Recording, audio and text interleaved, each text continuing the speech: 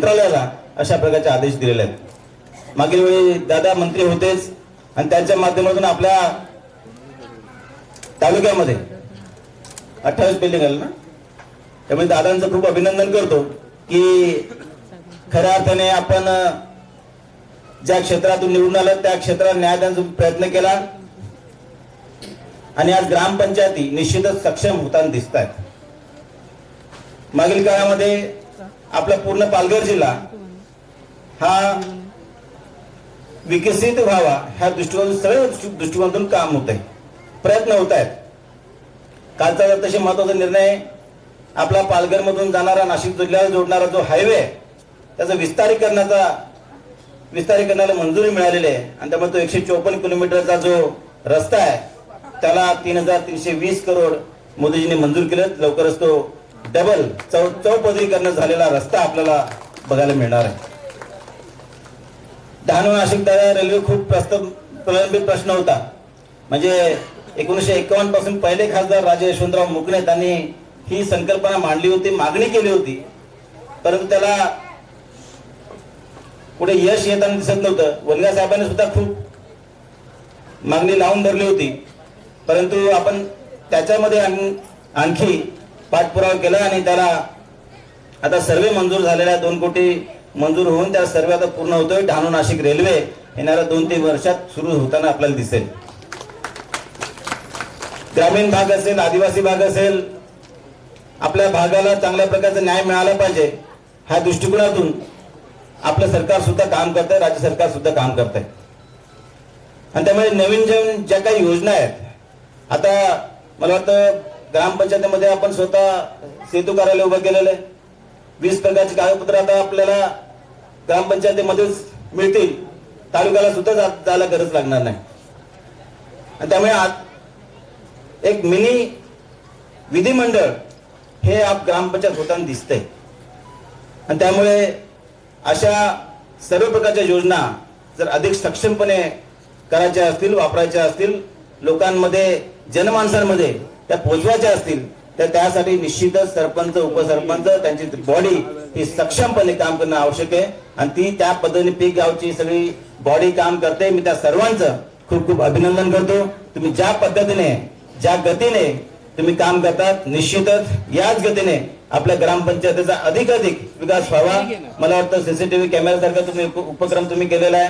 बऱ्याच म्हणजे हाताच्या बोटावर मोजण्या इतक्या ग्रामपंचायती असतील ज्यांनी सीसीटीव्ही कॅमेरे ग्रामपंचायतीमध्ये लावलेले आहेत। शहरामध्ये सगळे लावत असतात, ग्रामपंचायतीमध्ये लावताना कोणी दिसत नाहीत, पण तरी सुद्धा तो सुद्धा उपक्रम तुम्ही केलेला आहे। घंटा गाडी सुद्धा दादांच्या माध्यमातून तुम्हाला मिळालेले आहे। हे सर्व उपक्रम तुम्ही अधिक सक्षमपणे मेंटेन करावेत यासाठी तुम्हाला शुभेच्छा देऊन थांबतो। जय हिंद, जय महाराष्ट्र। धन्यवाद खासदार साहेब। आपल्या वाणीतनं खऱ्या अर्थानं कार्यकुशल सरपंचाचं आपण कौतुक केलं, त्यांच्या कामाचं या ठिकाणी तुम्ही खऱ्या अर्थानं अवलोकन केलं।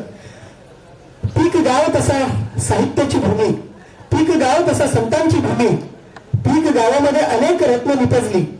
पीक गाव हा तालुक्याला दिशा दर्शक असणारा गाव आणि याच पीक गावामध्ये अनेक रत्न निपजली। त्याच रत्नांमधलं चिन्मय प्रभाकर पाटील जे IAS झालेले, त्याचबरोबर हेमंत केशव पाटील जे कलेक्टरच्या पोस्टवर काम करतात, त्याचबरोबर MPSCच्या माध्यमातून यतीन विनायक पाटील हे PSI म्हणून काम करतात। मी या तिन्ही व्यक्तिमत्वांना किंवा त्यांच्या प्रतिनिधींना विनंती करतो, आपण कृपया या व्यासपीठावर यायचं, आपला या ठिकाणी सन्मान होतोय या मान्यवरांच्या शुभ हस्ते। श्री प्रभाकर विष्णू पाटील, श्री केशव दत्तात्रय पाटील, श्री विनायक नामदेव पाटील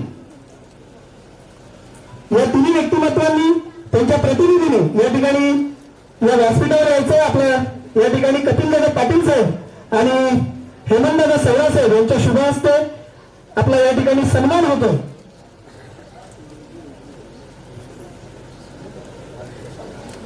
चिन्मय प्रभाकर पाटील यांचे काका ज्येष्ठ पत्रकार रमेशजी पाटील साहेब, त्यांचा सन्मान स्वीकारण्यासाठी या ठिकाणी उपस्थित झालेले आहेत।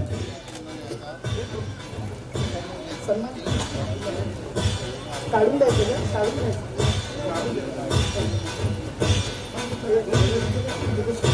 त्याचबरोबर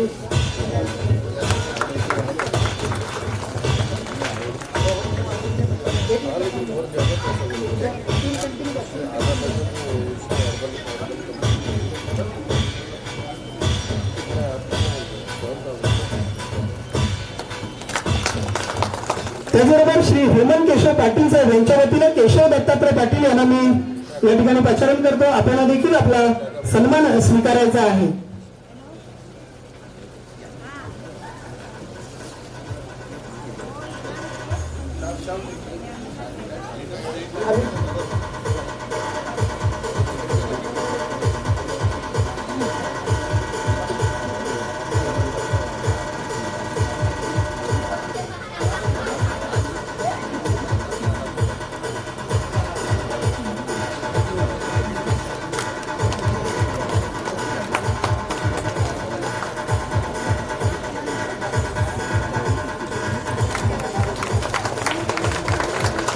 त्याचबरोबर यतीन विनायक पाटील यांच्या वतीनं मी विनायक नामदेव पाटील आपणास विनंती करतो, आपण हा सन्मान स्वीकारायचा आहे.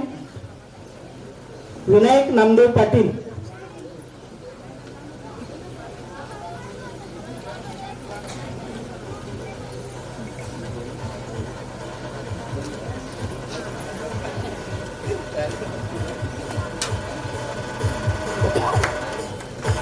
केंद्रीय पंचायती राज मंत्रालय भारत सरकार यांच्याकडील राष्ट्रीय ग्राम स्वराज्य अभियान अंतर्गत प्राप्त निधीतून मंजूर झालेल्या ग्रुप ग्रामपंचायत पीक शिल्लक कार्यालय इमारत बांधकाम तसेच इतर कामांचा लोकार्पण सोहळा आपण अनुभवतोय. याची देही याची डोळा या कार्यक्रमाच्या उत्तरार्धाकडे जाताना या कार्यक्रमाचे प्रमुख पाहुणे त्यांच्या शुभ हस्ते या वास्तूचं लोकार्पण झालं. ते आदरणीय सन्माननीय कपिलजी मोरेश्वर पाटील साहेब, मी आपणास विनंती करतो आपण शुभाशीर्वाद द्यावे. लोकार्पण सोहळा कार्यक्रमाचे अध्यक्ष पालघर लोकसभेचे खासदार सन्माननीय हेमंतजी सवरा, वाडा नगरपंचायतीच्या नगराध्यक्षा रीमा गंदे, वाडा पूर्वचे अध्यक्ष संतोष पाटील, किशोर डोहळे, राजू दळवी, जगदीश कोकाटे, कांतीलाल गोरे,